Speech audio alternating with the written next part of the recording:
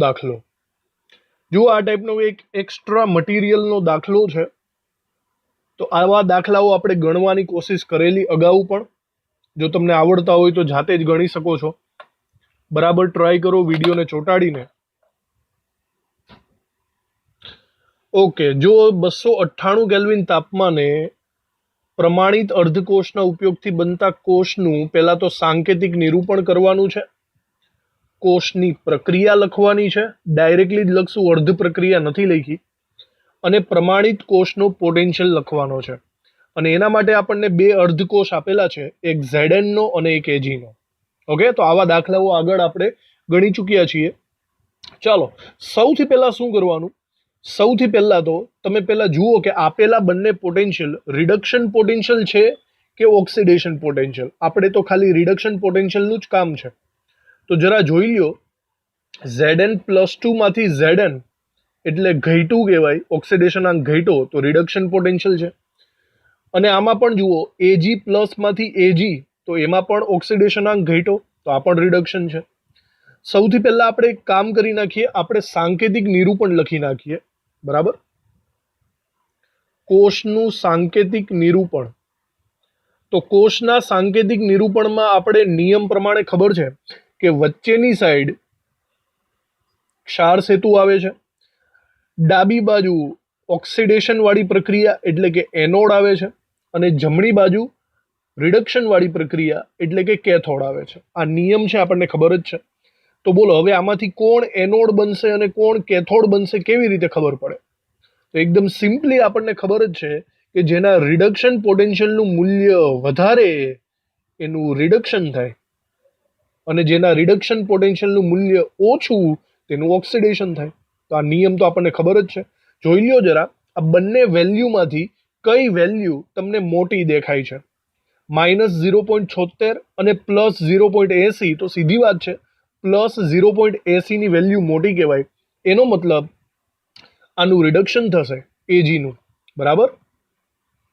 અને આનું ઓક્સિડેશન થશે તો ચલો ઓક્સિડેશન વાળા એનોડને આગળ લખીએ Zn નું ઓક્સિડેશન થાય તો એને કઈ રીતે લખી શકાય એને લખી શકાય Zn+2 ઓક્સિડેશનની રીતે જુઓ 0 માંથી +2 થાય ને વધે અને એવી જ રીતે રિડક્શન કેથોડમાં કેવી રીતે લખી શકાય તો ઊંધું કરીને લખવું પડશે Ag+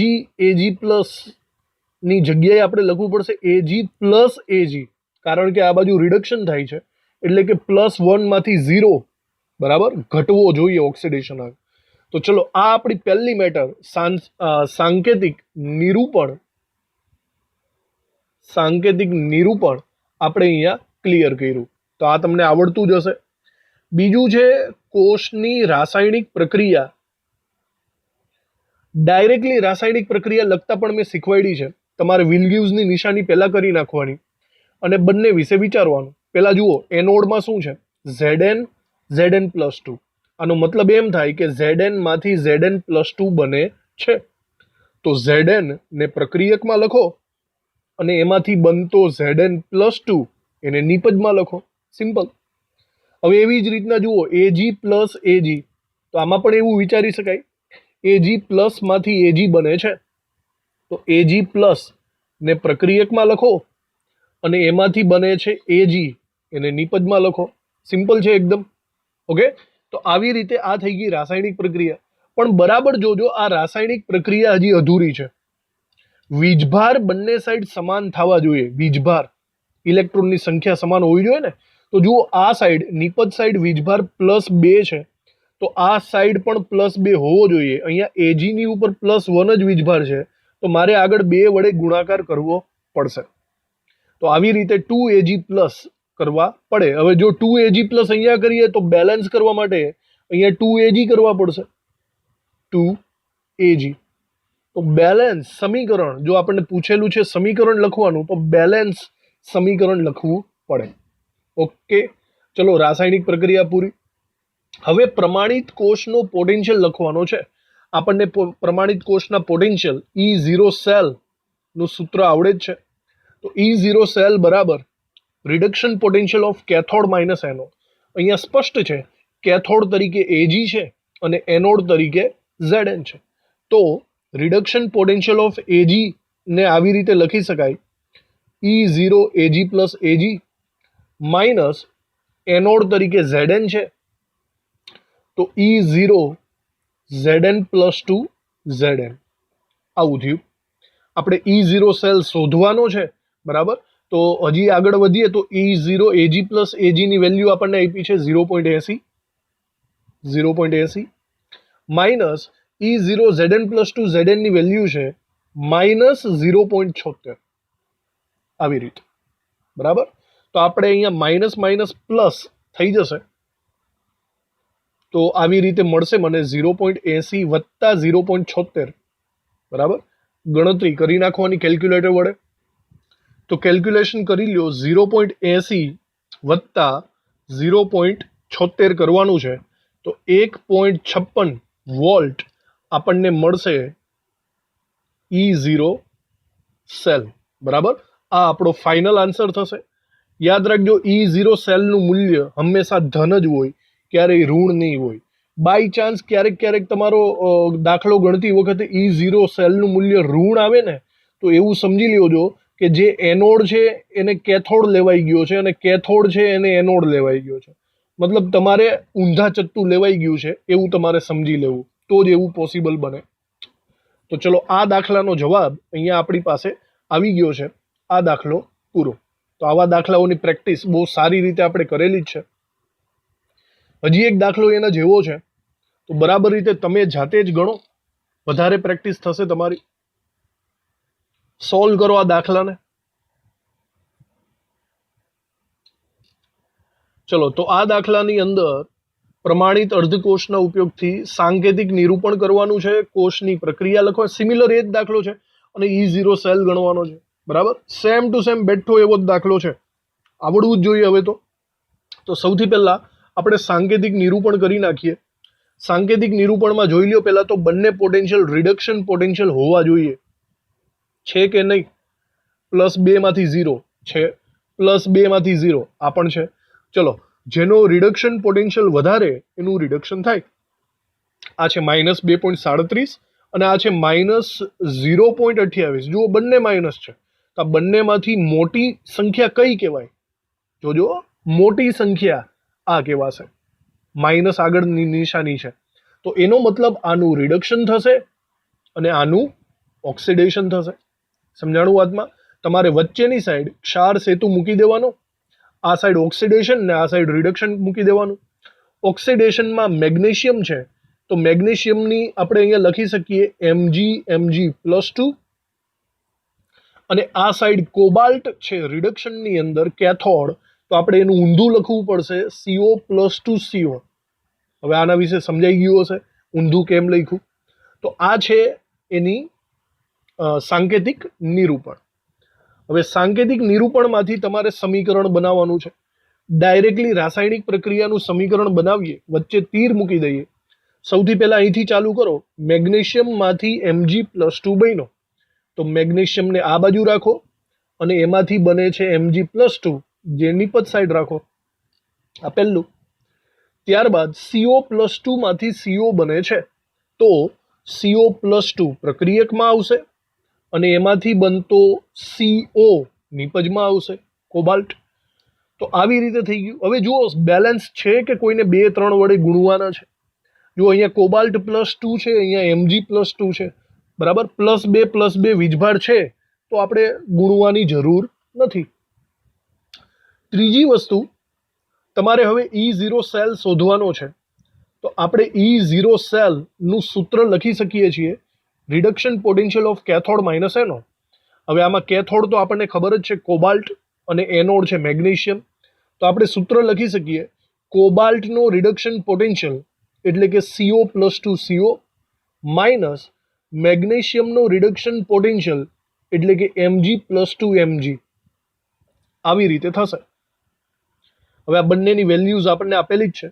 કોબાલ્ટની વેલ્યુ છે -0.28, પછી માઇનસની નિશાની, અને પછી મેગ્નેશિયમની વેલ્યુ આપી છે ફરીથી -2.37.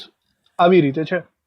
તો જો આ બધાને ભેગા કરો તો -0.28 માઇનસ માઇનસ પ્લસ થઈ જશે 2.37 આવું કંઈક મળશે, બરાબર.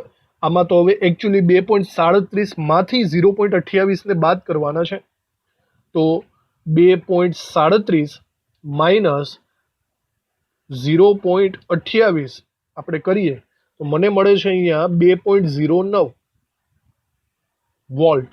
ઓકે, આનો એકમ ખાસ લખજો, E0 સેલ નો એકમ વોલ્ટ આવે છે. તો આ તમારો જવાબ થઈ ગયો.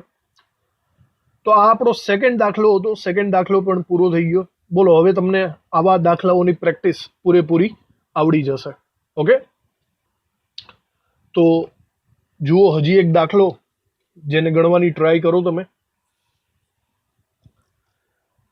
હવે તો સિમ્પલી તમે આને શીખી ગયા છો.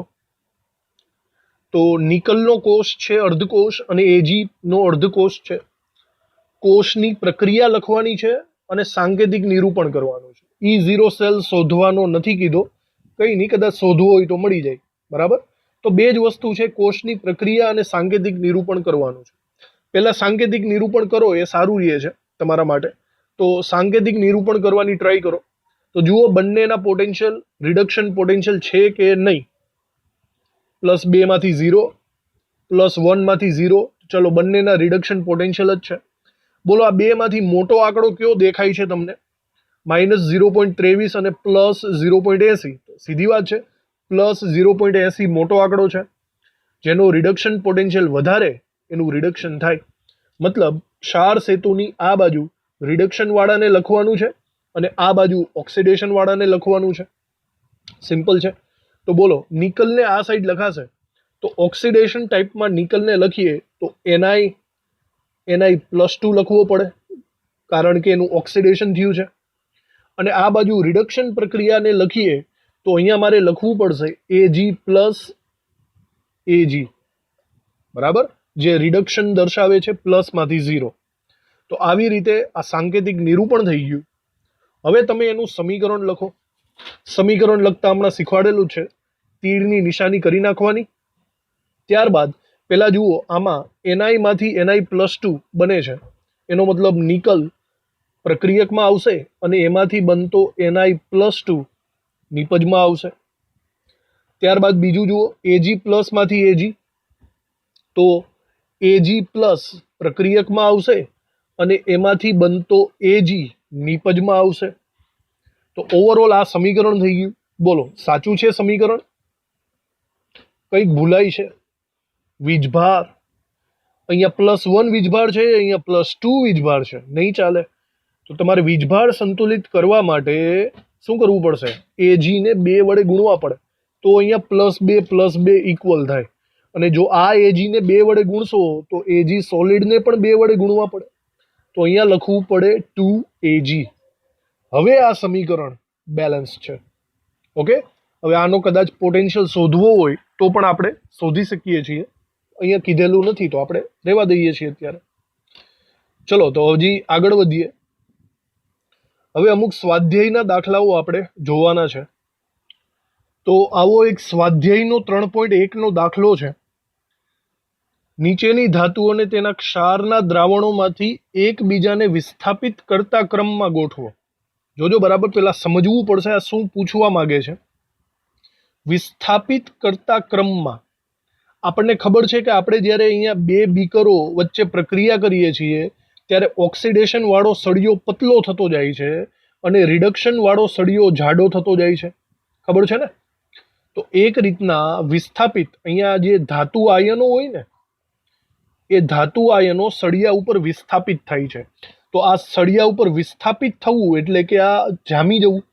અને વિસ્થાપિત આવું કરે કોણ? તો કરવા વાળો તો આ જ છે ને. જેનું ઓક્સિડેશન થાય છે ને એ સામેવાળાને વિસ્થાપિત કરે છે. સામેવાળા આયનને ઘન સ્વરૂપે વિસ્થાપિત કરે છે. તો ઇન શોર્ટ તમને આની અંદર એવું પૂછે છે કે ક્ષારના દ્રાવણોમાંથી વિસ્થાપિત કરતા ક્રમમાં ગોઠવો. તો આમાં તમને એવું પૂછે છે કે આ બધાને ઓક્સિડેશન પામવાના ક્રમમાં ગોઠવો. સમજવાની કોશિશ કરજો. જેનું ઓક્સિડેશન થાય એ સામેવાળાને વિસ્થાપિત કરી શકે, જેનું વધારે પડતું પ્રબળ ઓક્સિડેશન થાય એ સામેવાળાને પ્રબળ રીતે વિસ્થાપિત કરે, નિર્બળ ઓક્સિડેશન થાય એ ઓછું વિસ્થાપિત કરે. તો હવે આપણે એ જોવાનું છે કે આ બધામાંથી પ્રબળ ઓક્સિડેશન કોનું થશે. તો એના માટે આપણે ઈએમએફ શ્રેણીનો ઉપયોગ કરવો પડે. આમાં આપણને કોઈના રિડક્શન પોટેન્શિયલના મૂલ્યો આપેલા નથી, તો ન છૂટકે બરાબર જોજો, ઈએમએફ શ્રેણી વાપરવી પડે. આપણે ઈએમએફ શ્રેણીના મૂલ્યો ગોખવાના નથી, યાદ રાખજો. ઓકે, તો આપણે એને બરાબર રીતે જોવી પડશે અને પછી આપણે વિચારવું પડશે એની અંદરથી કોણ ઉપરની સાઈડ આવ્યું છે, કોણ નીચેની સાઈડ આવ્યું છે, અને તમારે લાઇનસર એને ગોઠવવા પડશે. બરાબર, એવી રીતે ગોઠવવાના કે જેમાં E0 રિડક્શન પોટેન્શિયલનું મૂલ્ય ઉપર તરફ વધારે હોય અને નીચે તરફ ઓછું હોય. એનો મતલબ ઉપર તરફ રિડક્શન થતું હશે અને નીચેની તરફ શું થતું હશે, ઓક્સિડેશન થતું હશે. સમજાણું? તો પહેલા તો આપણે આને ગોઠવી લઈએ ઈએમએફ શ્રેણી જોઈને. એલ્યુમિનિયમ, કોપર, Fe આપણી પાસે ઈએમએફ શ્રેણી છે જ ટેક્સ્ટ બુકમાં, તો બરાબર જોઈ લઈએ. એલ્યુમિનિયમ અહીંયા આવ્યો છે, કોપર, હવે કોપર બે ટાઈપના છે, જોઈ શકો છો, Cu+ અને Cu+2. આપણને જે કોપર આપેલો છે નોર્મલી Cu+2 ને રિલેટેડ જ છે. એલ્યુમિનિયમ, કોપર, પછી ઝિંક આપેલો છે, તો Zn અહીંયા આવશે. બીજું કોણ છે, બીજું Fe અને Fe તો આવી ગયો, Fe અને મેગ્નેશિયમ છે, તો જોઈ લઈએ એને પણ. તો આની અંદર Fe+2 આર્યો અને મેગ્નેશિયમ, તો મેગ્નેશિયમ અહીંયા નીચે છે. તો બરાબર રીતના જુઓ, જો આપણે ઈએમએફ શ્રેણી દોરીએ તો આપણને ક્રમ અહીંયા મળી જાય છે. સૌથી ઉપરની સાઈડ કોપર મળે છે, કોપર પછી Fe આવશે, ત્યારબાદ Zn, પછી એલ્યુમિનિયમ અને પછી મેગ્નેશિયમ. આ ક્રમને આપણે અહીંયા લખીએ તો આ સાઈડ અહીંયા સૌથી ઉપર આવે છે કોપર, પછી Fe, જોઈ લઈએ એક મિનિટ, Fe, ઝિંક, એલ્યુમિનિયમ અને મેગ્નેશિયમ. આ ઈએમએફ શ્રેણીના ક્રમમાં છે. હવે બરાબર જોજો, આનો મતલબ એવો થયો કે ઉપરની તરફવાળા રિડક્શન પામશે વધારે પડતા અને નીચેની તરફવાળા વધારે પડતા ઓક્સિડેશન પામશે. આપણને અહીંયા ઓક્સિડેશન પામવાનો ક્રમ એટલે કે વિસ્થાપિત કરવાનો ક્રમ પૂછેલો છે, તો આપણો અહીંયા જવાબ આવશે કે મેગ્નેશિયમ સૌથી વધારે વિસ્થાપિત કરે છે. ત્યારબાદ એલ્યુમિનિયમ આવશે, ત્યારબાદ ઝિંક આવશે, અહીંયા બરાબર નીચેથી ઉપર તરફ જવાનું છે, ઝિંક આવશે, ત્યારબાદ Fe, અને સૌથી ઓછો વિસ્થાપિત કોણ કરે, કોપર કરે. તો આ આપણો આન્સર થઈ જશે. સમજાઈ ગયું વાતમાં? તો આવી રીતે કોઈ પણ ગોઠવણી તમને પૂછી શકે, તમારે આવી રીતે એને ગોઠવવા પડશે. સ્વાધ્યાયનો 3.2 આવી જ રીતના હમણાં જે આપણે સોલ્વ કર્યું એવી જ રીતનો એક સ્વાધ્યાયનો સવાલ જુઓ. બરાબર, આની અંદર તમને વેલ્યુ આપી દીધેલી છે પોટેશિયમની, સિલ્વર, મર્ક્યુરી, મેગ્નેશિયમ અને ક્રોમિયમ. ટોટલ 5 વેલ્યુ તમને આપેલી છે. તો સૌથી પહેલા આ બધાના રિડક્શન પોટેન્શિયલ છે કે નહીં એ ચેક કરીને તમે ઈએમએફ શ્રેણીમાં ગોઠવી નાખવાના. અને પૂછ્યું શું છે કે ધાતુઓને રિડક્શન કરતા તરીકેની પ્રબળતાના એટલે કે રિડક્શન કરતાના ચડતા ક્રમમાં ગોઠવવાનો છે. ચડતા ક્રમમાં એટલે કે આવી રીતે નાનાથી મોટા તરફ આપણે ગોઠવણી કરવાની છે. તો સૌથી પહેલા તો આપણે ઈએમએફ શ્રેણી દોરવી પડે. તો ઈએમએફ શ્રેણી પ્રમાણે આપણે એક સીધી લીટી કરી નાખવાની આવી રીતે, બરાબર. અને હવે એની અંદર આપણે આ 5 ને ગોઠવવાના. સૌથી વધારે વેલ્યુ હોય E0 રિડક્શનની એને ઉપરની સાઈડ રાખવાનું, બરાબર. E0 રિડક્શન જેનું વધારે હોય એ ઉપરની સાઈડ રાખવું. ચલો હવે આમાં જુઓ, -2.93, 0.80, 0.79, -2.37 અને આ માઇનસ. સૌથી વધુ મને દેખાય છે Ag નું, બરાબર. તો હું અહીંયા લખી શકું છું Ag+. ઓકે, Ag+ માંથી Ag બનશે તો મેઇન પ્રક્રિયક તો Ag+ જ છે ને, એટલે Ag+ લખીએ, સૌથી વધારે છે. એનાથી નાનો મને દેખાય છે Hg+2. હાલો, આ પણ થઈ ગયું. હવે બોલો, ક્રમશઃ નીચે તરફ જતા રસ્તામાં પેલું કોણ મળશે, ક્રોમિયમ મળશે -0.74, એટલે કે ક્રોમિયમ +3 આવશે. એનાથી નીચે જેમ જેમ જશો એમ -2.37 પહેલા રસ્તામાં આવશે, એટલે કે Mg+2 આવશે. અને સૌથી નીચેની સાઈડ આવશે -2.93 K+. આવી રીતે થઈ ગયું. હવે મારી વાત બરાબર સાંભળો. ઉપરની તરફ રિડક્શન પોટેન્શિયલનું મૂલ્ય વધારે તો એનો મતલબ ઉપરવાળા રિડક્શન પામે, નીચેવાળા ઓક્સિડેશન પામે.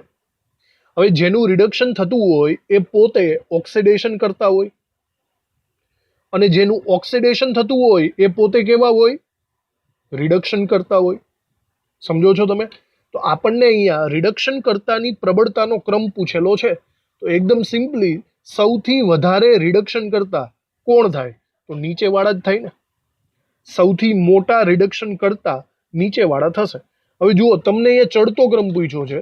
ચડતો ક્રમ એટલે કે તમારે આવી નિશાનીઓ વાપરવી પડે, સૌથી ઓછાથી લઈને સૌથી વધારે સુધી. બોલો, સૌથી વધારે રિડક્શન કરતા કોણ છે? K+. એને તમારે સૌથી પાછળ મૂકવો પડશે. પછી જુઓ, એના પછી વારો આવે છે Mg+2 નો. બરાબર સમજાય છે? તો Mg+2 આવશે.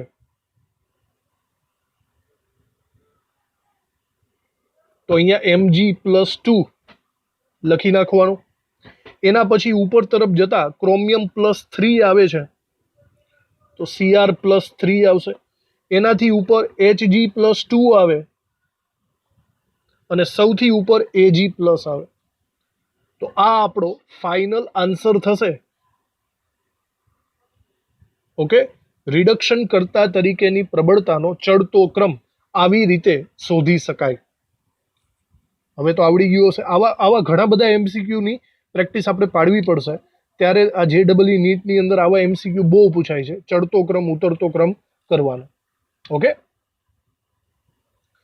ચલો નેક્સ્ટ હજી સ્વાધ્યાયનો જ દાખલો છે, સ્વાધ્યાય 3.3. જો આની અંદર શું કીધેલું છે? ગેલ્વેનિક કોષની એક રાસાયણિક પ્રક્રિયા તમને આપી દીધી છે. ચાલો, હોય તો તેની આકૃતિ દોરો. ઓહો, આકૃતિ દોરવાની છે અને એની અંદર આવું બધું દર્શાવવાનું છે. તો આકૃતિ એટલે કે બસ સિમ્પલી આવું જ થયું ને, બે બીકર દર્શાવવાના. આવો સવાલ નોર્મલી પૂછાતો નથી, પણ ચલો જેવી તેવી આકૃતિ આપણે દોરી નાખીએ. બરાબર, આકૃતિની અંદર વિદ્યુત રાસાયણિક કોષમાં આપણે મેઇનલી શું કરતા હોઈએ છીએ? આપણે મેઇનલી બે બીકર બનાવશું. એક બીકર આ સાઈડ રાખશું, બીજું બીકર આ સાઈડ રાખશું. ઓકે, આ બીકરની અંદર આપણે દ્રાવણ ભરશું અને એ દ્રાવણની અંદર આપણે સળિયા લટકાવશું. ઓકે, આવી રીતે. અને પછી એ બંને સળિયાને એકબીજા સાથે ગેલ્વેનોમીટર વડે અથવા પોટેન્શિયોમીટર વડે જોડી દેશું. ઓકે, અને ક્ષાર સેતુ, ચલો ક્ષાર સેતુની અત્યારે હાલ પૂરતી જરૂર નથી. તો હવે બોલો, આમાં Zn અને Ag બે દ્રાવણો છે. તો તમે મને એમ કહો, આ બેમાંથી કયું દ્રાવણ Zn હશે અને કયું દ્રાવણ Ag હશે? એ કેમ ખબર પડે? વિચારો. તો સીધી વાત છે, આપણે ખબર જ છે કે જેનું ઓક્સિડેશન થતું હોય એને ડાબી બાજુ રાખવાનું છે, જેનું રિડક્શન થતું હોય એને જમણી બાજુ રાખવાનું છે. એકદમ સિમ્પલી વસ્તુ છે. તમને અહીંયા સમીકરણ આપ્યું છે, સમીકરણ ઉપરથી ખબર પડી જશે કે કોનું ઓક્સિડેશન થાય અને કોનું રિડક્શન થાય. બોલો, સૌથી પહેલા Zn જુઓ. પ્રક્રિયકમાં Zn આપ્યો છે અને એમાંથી Zn+2 બને છે. Zn માંથી Zn+2 બનતો હોય તો આ પ્રક્રિયા તો ઓક્સિડેશનની થઈ ને. વિચારો, ઓક્સિડેશનાંક વધ્યો, તો મતલબ ઓક્સિડેશનના બીકરમાં આપણે અહીંયા લખવું પડશે કે આ Zn+2 નું દ્રાવણ છે અને જે સળિયો ઉપર લટકાવ્યો છે એ કોનો છે? Zn નો છે. સમજાઈ ગયું વાતમાં? અને જો આ Zn નો હોય તો સીધી વાત છે, સામેવાળો Ag નો જ હશે. તો આ Ag+ નું દ્રાવણ છે અને એની અંદર જે સળિયો લટકાવ્યો છે એ Ag સિલ્વરનો છે. તો આ એની આકૃતિ થઈ ગઈ. હવે તમે આને રિલેટેડ જે સવાલ જવાબ પૂછેલા છે એના જવાબ આપો. જુઓ, પહેલો સવાલ, કયો વિદ્યુત ધ્રુવ ઋણ વીજભારિત છે? બોલો, ઋણ ભારિત વિદ્યુત ધ્રુવો, દ્રાવણ નથી કીધું. તો યાદ કરો, એનોડ અને કેથોડના સિમ્બોલ પણ આપેલા છે. અહીંયા Zn એનોડ છે અને Ag કેથોડ છે. સિમ્બોલ યાદ કરો, જે એનોડ હોય ને તે માઇનસ હોય તો મતલબ પહેલાનો જવાબ આવે છે Zn. કયો વિદ્યુત ધ્રુવ ઋણ વીજભારિત છે? તો આપણો આન્સર આવશે Zn વિદ્યુત ધ્રુવ ઋણ વીજભારિત છે. ઓકે, બીજો સવાલ જુઓ. કોષમાં પ્રવાહનું વહન કરતા વાહકો કયા કયા છે? પ્રવાહનું વહન કરતા વાહકો મતલબ વિદ્યુત પ્રવાહનું કે વહન શેના દ્વારા થશે? તો ઇલેક્ટ્રોનનો પ્રવાહ કે વિદ્યુત પ્રવાહનું વહન બે રીતે થાય આપણે જોઈએ છીએ. બાહ્ય પરિપથ હોય તો બાહ્ય પરિપથમાં ઇલેક્ટ્રોનનું વહન થશે, અને અંદરના પરિપથમાં આપણે અહીંયા અંદરનો પરિપથ દોર્યો નથી તો દોરી જ લઈએ. સાથે સાથે અંદરના પરિપથમાં આપણે ક્ષાર સેતુ મૂકવો પડે. આ ક્ષાર સેતુ દ્વારા આંતરિક પરિપથમાં વિદ્યુતનું વહન થશે. બરાબર. તો આ સેકન્ડનો જવાબ આપણે કંઈક આવી રીતે અહીંયા લખી શકીએ છીએ. સેકન્ડનો જવાબ કે પ્રવાહ, વિદ્યુત પ્રવાહ અથવા ઇલેક્ટ્રોન પ્રવાહનું વહન આંતરિક પરિપથ અને બાહ્ય પરિપથમાં થશે. આંતરિક પરિપથમાં ક્ષાર સેતુ દ્વારા અને બાહ્ય પરિપથમાં ઇલેક્ટ્રોન ધાતુના તાર મારફતે, વાહક મારફતે જશે. આ આપણો સેકન્ડ જવાબ. હવે ત્રીજી વસ્તુ, આ બધું હટાવી દઉં છું, આ સેકન્ડ પ્રોસેસ આપણી પૂરી થઈ ગઈ. તો ત્રીજી વસ્તુમાં એવું આપ્યું છે કે દરેક વિદ્યુત ધ્રુવ પર વ્યક્તિગત પ્રક્રિયા લખો. ઓકે, તો બંનેની પ્રક્રિયા લખવાની છે, એનોડ ઉપરની પ્રક્રિયા અને કેથોડ ઉપરની પ્રક્રિયા. તો આવી પ્રક્રિયા તો ભાઈ બહુ લખી આપણે. બોલો, એનોડ ઉપર કઈ પ્રક્રિયા થાય? એનોડ ઉપર ઓક્સિડેશન થાય. સિમ્પલી એવું લખી શકીએ કે Zn માંથી Zn+2 બનશે, અને ઇલેક્ટ્રોન વડે બેલેન્સ કરવું હોય તો +2 ની બાજુમાં -2 મૂકવા પડે. આ એનોડ ઉપરની પ્રક્રિયા થઈ. હવે બોલો બીજું, કેથોડ ઉપરની કઈ પ્રક્રિયા થાય? કેથોડ ઉપર રિડક્શન પ્રોસેસ થશે. તો રિડક્શન પ્રક્રિયામાં આપણે એવું લખી શકીએ Ag+ માંથી Ag બનશે, અને બેલેન્સ કરવા માટે પ્લસની બાજુમાં એક ઇલેક્ટ્રોન મૂકવો પડે. ક્લિયર? હવે અહીંયા મારે 2 વડે ગુણાકાર કરવો કે ન કરવો, અત્યારે નહીં કરો તો ચાલે. જો તમારે આ બંનેનો સરવાળો કરવાની ને સરવાળો કરીને કુલ પ્રક્રિયા લખવાની જરૂર પડે તો 2 વડે ગુણાકાર કરો. કરો ન કરો અત્યારે કંઈ ફરક નથી પડતો, કારણ કે તમને અહીંયા વ્યક્તિગત પ્રક્રિયા પૂછી છે, અર્ધ પ્રક્રિયા પૂછી છે, એટલા માટે. તો ચલો, આ રીતના આ એનોડ અને કેથોડની પ્રક્રિયા પણ પૂરી. ઓવરઓલ આપણે 3 જવાબ આપી દીધા. બરાબર રીતે નોટબુકમાં લખજો અને આકૃતિ પણ દોરજો. ઓકે, તો આ થઈ ગયો આપણો સ્વાધ્યાય 3.3. આગળ વધીએ. હજી એક સ્વાધ્યાયનો દાખલો છે, સ્વાધ્યાય 3.17. જુઓ, આ તો ઇન્ટરેસ્ટિંગ આવશે આ દાખલો. બરાબર. કોષ્ટક 3.1 એટલે કે આપણે EMF શ્રેણીની વાત કરે છે. EMF શ્રેણીનું કોષ્ટક જોઈને આ જવાબ દેવાના છે તમારે. પ્રમાણિત વિદ્યુત ધ્રુવના પોટેન્શિયલનો ઉપયોગ કરીને અનુમાન કરો કે નીચેના વચ્ચે પ્રક્રિયા શક્ય છે. મતલબ આ બંને વચ્ચે પ્રક્રિયા થશે કે નહીં થાય એ આપણે અનુમાન કરવાનું છે EMF શ્રેણીને જોઈ. કંઈ યાદ આવ્યું તમને? હા, ઊંધું બીકર યાદ આવ્યું? ઊંધું બીકર હોય તો જ પ્રક્રિયા થાય, બાકી પ્રક્રિયા થશે નહીં.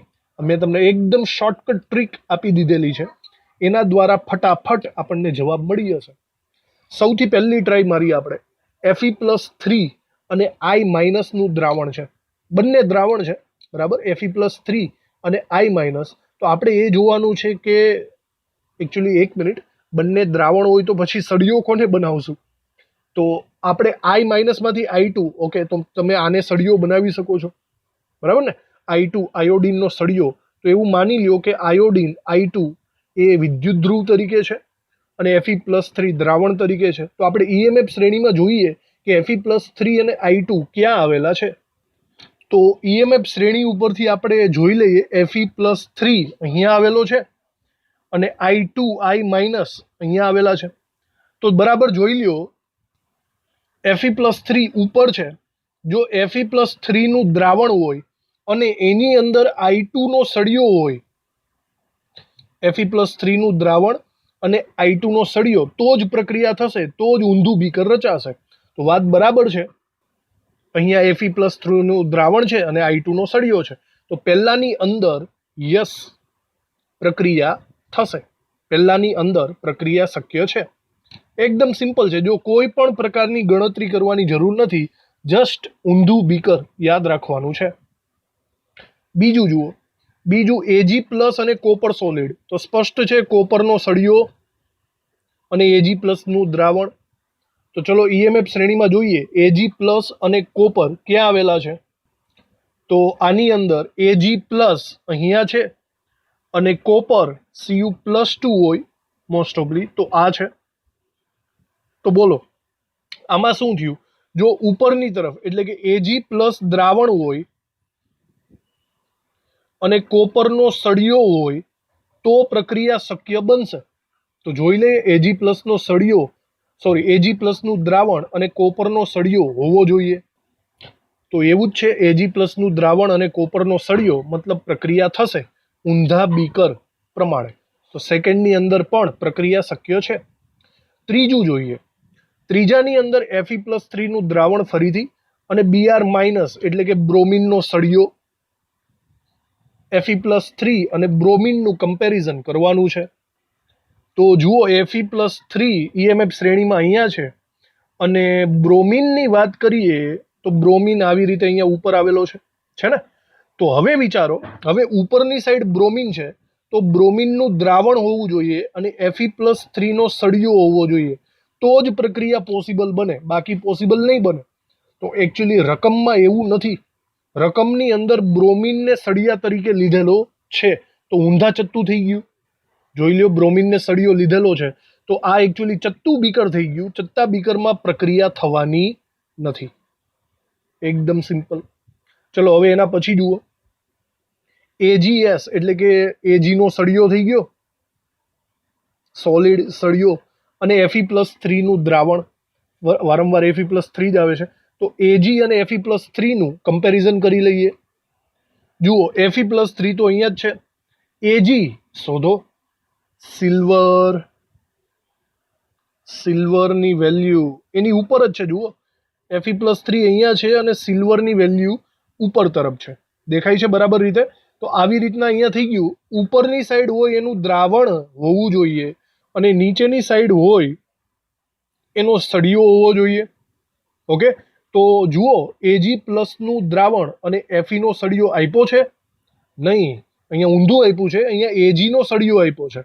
તો ઊંધા ચત્તુ થઈ ગયું, મતલબ પ્રોસેસ થવાની, પ્રક્રિયા થવાની નથી.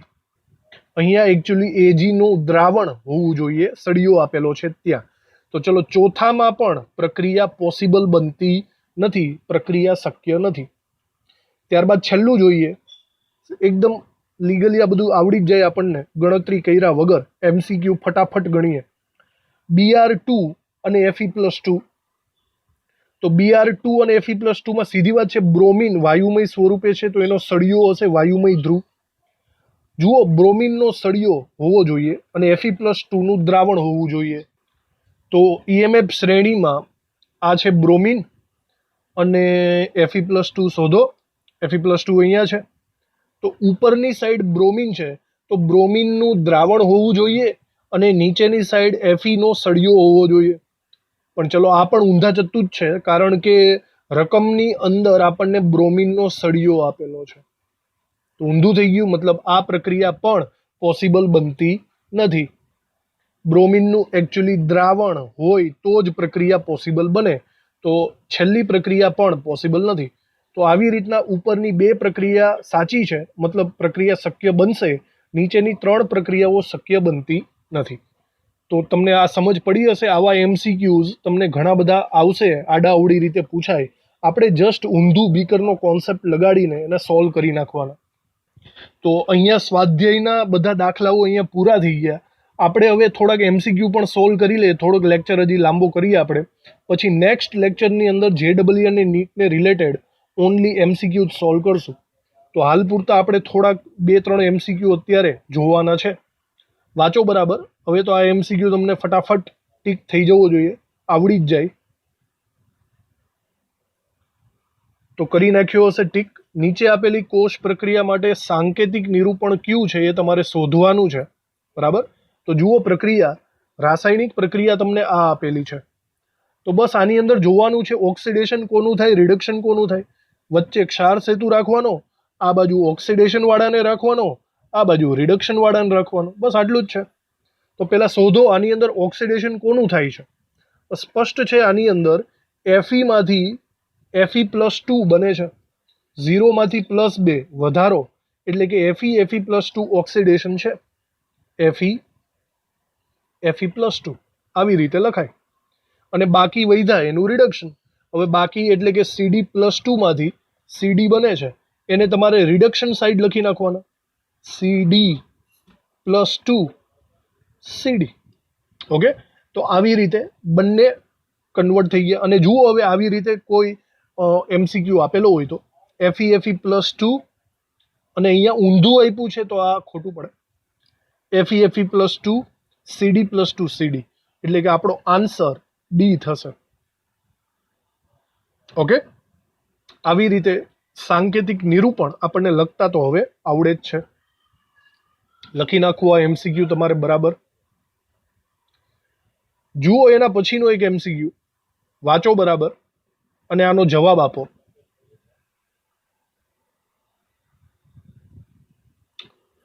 તો સિલ્વર નાઇટ્રેટના દ્રાવણમાં તમને ખબર હોવી જોઈએ, સિલ્વર નાઇટ્રેટ એટલે AgNO3, એના દ્રાવણમાં નિકલના ટુકડા, ચલો નિકલના ટુકડા એટલે આ સળિયો થઈ ગયો, સોલિડ થાય ને, નાખવાથી દ્રાવણ રંગીન બને છે. કારણ કે એટલે દ્રાવણ રંગીન બને જ છે એવું તો કહી જ દીધું પહેલા. તો જો પહેલી વસ્તુ દ્રાવણ રંગીન બને જ છે, મતલબ ચલો પ્રક્રિયા તો થઈ જ ગઈ, પ્રક્રિયા થાય છે, સમજાઈ ગયું. અને પ્રક્રિયા ક્યારે થાય? જો ઊંધું બીકર હોય તો. યાદ આવ્યું? ઊંધું બીકર હોય તો જ પ્રક્રિયા પોસિબલ બને. તો મતલબ અહીંયા ઊંધું બીકર હોવું જોઈએ. તો જુઓ AgNO3 ઉપર આવે અને નિકલ નીચે આવે. ચલો પ્રક્રિયા થઈ ગઈ. તમને એનું કારણ પૂછ્યું છે, ચલો હવે એનું કારણ ઉપર આપણે ફોકસ કરીએ. તો ઓપ્શન 1 જુઓ, એમાં લખ્યું છે નિકલનું ઓક્સિડેશન થાય છે. ભાઈ આ બંને ઊંધું બીકરનો મતલબ સમજો છો ને? EMF શ્રેણીમાં ઉપરની સાઈડ વાળાનું રિડક્શન થતું હોય, નીચેની સાઈડ વાળાનું ઓક્સિડેશન થતું હોય, સમજાય છે? તો અહીંયા એમ કીધું છે નિકલનું ઓક્સિડેશન થાય છે, તો યસ થાય છે, સિમ્પલ. ઓપ્શન A આવે સાચો જવાબ. બીજા પણ ચેક કરીએ. ચાંદીનું ઓક્સિડેશન થાય છે? નહીં. જો AgNO3 ઉપરની સાઈડ છે, ધેટ મીન્સ એનું રિડક્શન થાય. તો ચાંદીનું રિડક્શન પોસિબલ નથી, તો બી ઓપ્શન તો નહીં જ આવે. ત્રીજું જુઓ, નિકલનું રિડક્શન થાય છે? નહીં. નિકલનું ઓક્સિડેશન થાય છે, જે હમણાં આપણે વાત કરી, તો ઓપ્શન સી ખોટો. અને ડી, ચાંદીનું અવક્ષેપન થાય છે. હવે ચાંદીનું અવક્ષેપન એટલે ચાંદી છૂટી પડવી, તો એકચ્યુઅલી હા એ પણ પોસિબલ છે. કારણ કે જુઓ રિડક્શન થાય તો રિડક્શનમાં Ag+ માંથી Ag તો બનવાનો જ છે ને. આ સળિયા ઉપર ચાંદી ચોંટવાની જ છે, પ્રોસેસ ખબર જ છે આપણને પ્રયોગમાં. તો એકચ્યુઅલી આપણા બે જવાબ આવે અહીંયા. ચાંદીનું અવક્ષેપન થાય એ પણ સાચું છે, બરાબર, અને નિકલનું ઓક્સિડેશન થાય એ પણ સાચું છે. બંને વસ્તુ અહીંયા શક્ય છે. તો એકચ્યુઅલી બે જવાબ અહીંયા આવે છે. લખી નાખ્યું? બરાબર, નોંધ કરી રાખવી આ બધાની. ઓકે, એના પછીનો સવાલ વાંચો બરાબર. ચડતો ક્રમ ઉતરતો ક્રમ આપણે હમણાં જ શીખેલા છીએ, આસાનીથી આવડી જ જાય તમને. સોલ્વ કરો, ચલો. સિમ્પલી જવાબ આવે આનો.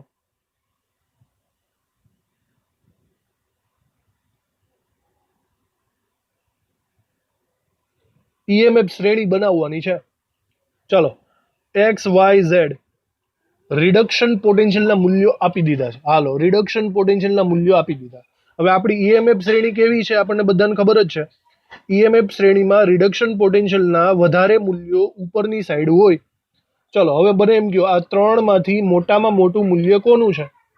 0.80, વચ્ચેવાળાનું. તો વચ્ચેવાળો કોણ છે? Y. તો Y સૌથી ઉપર આવે. એનાથી નાનું મૂલ્ય કોનું? 0.34 વાળાનું, એટલે કે X. તો X એનાથી નીચે આવે અને સૌથી નીચે આવશે Z. સિમ્પલ, સમજાઈ ગયું? બસ ઈએમએફ શ્રેણીમાં ગોઠવવાનું છે. ચલો હવે તમને એમ કીધું છે રિડક્શન કર્તાનો પ્રબળતાનો ક્રમ જણાવો. તો ચલો આપણને ખબર છે જેનું રિડક્શન પોટેન્શિયલનું મૂલ્ય વધારે હોય, બરાબર, તો ઉપરની સાઈડ રિડક્શન થાય, નીચેની સાઈડ ઓક્સિડેશન થાય. જેનું રિડક્શન થાય એને કહેવાય ઓક્સિડેશન કરતા, જેનું ઓક્સિડેશન થાય એને કહેવાય રિડક્શન કરતા. સિમ્પલ.